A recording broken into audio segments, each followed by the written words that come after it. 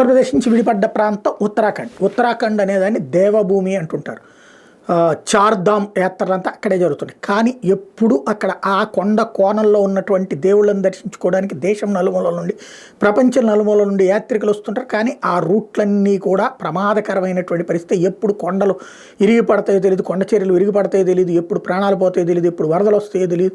అట్లాంటి సంక్షోభాలు ఫేస్ చేస్తున్నటువంటి సందర్భం. అందుకని కేదార్నాథ్ అత్యంత ప్రమాదకరమైనటువంటి ప్రాంతంగా మారుతుంది.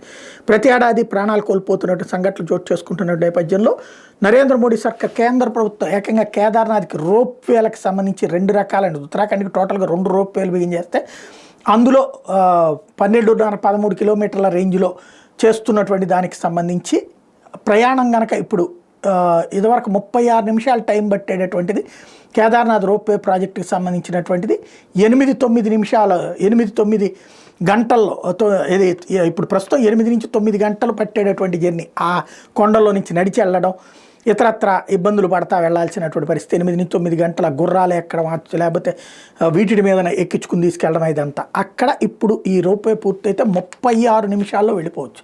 అయితే వెంటనే ఇప్పుడు అక్కడ కొన్ని సంఘాలు చేరిపోయి ఇప్పుడు జనాల్ని మోసుకెళ్ళేటటువంటి గుర్రాలు, గాడిదలు, లేకపోతే కనుక ఆ ఏరియాలో ఫుడ్డు, ఇట్లాంటి వాళ్ళందరికీ కూడా మీకు ఉపాధి దెబ్బతినేస్తుంది, ఉద్యమించండి అని చెప్పి రెచ్చగొట్టే కార్యక్రమం ప్రారంభిస్తున్నారు.